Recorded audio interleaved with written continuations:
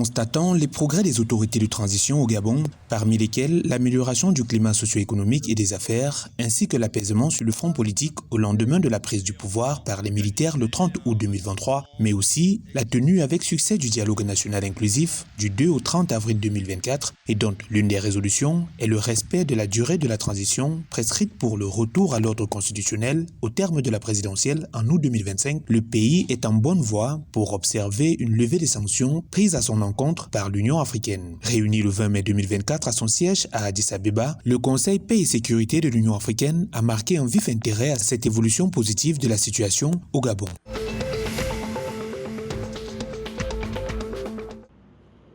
Les autorités camerounaises vont bénéficier d'une enveloppe totale de 54,9 milliards de francs CFA pour améliorer la qualité de l'offre technique en matière de développement industriel ou infrastructurel. Mise à disposition grâce à une facilité de crédit d'un montant de 43,7 milliards de francs CFA et d'un prêt commercial d'un montant de 11,2 milliards de francs CFA contracté auprès de partenaires financiers américains et britanniques, l'enveloppe va permettre de se doter de 270 engins de génie civil et d'équipements hydrauliques au profit des collectivités territoriales décentralisées.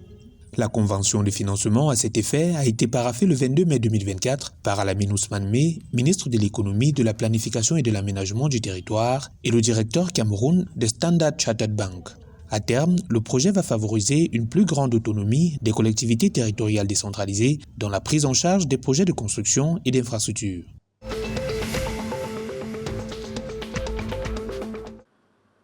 À Bangui, le prix du sac de ciment continue de varier d'un point de vente à un autre malgré la régulation des autorités. Fixé à 9 500 francs CFA, il faut parfois débourser jusqu'à 14 000 francs CFA selon certains points de vente pour s'offrir le sac qui se vendait à 10 000 francs, voire 9 500 francs CFA. Dans l'incapacité d'une quelconque action coercitive, les populations appellent à la réhabilitation de l'usine de cimenterie d'Nzila, au sud de la capitale, dont les travaux de construction sont à l'arrêt depuis 2013 et qui tombent de plus en plus en ruine.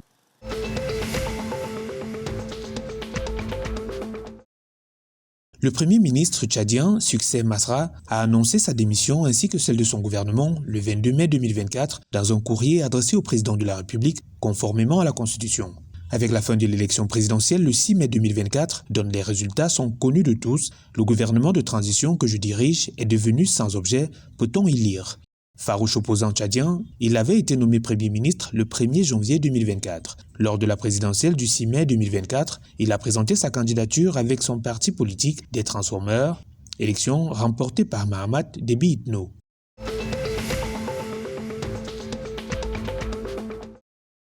Isaac Ngata, le sélectionneur des Diables Rouges du Congo, a rendu publique sa liste des 28 joueurs sélectionnés en vue des 2e et 3e journées des éliminatoires du Mondial 2026. Le casting comprend des joueurs du championnat européen à l'instar de Rabi Nzingula, Marc Mampassi ou encore Javier Otanga, mais aussi des joueurs du championnat local comme Christophe Wamba, Ino Luemba ou encore Deschamps Moussavou. Le Congo affronte le Niger et le Maroc les 6 et 11 mai 2024.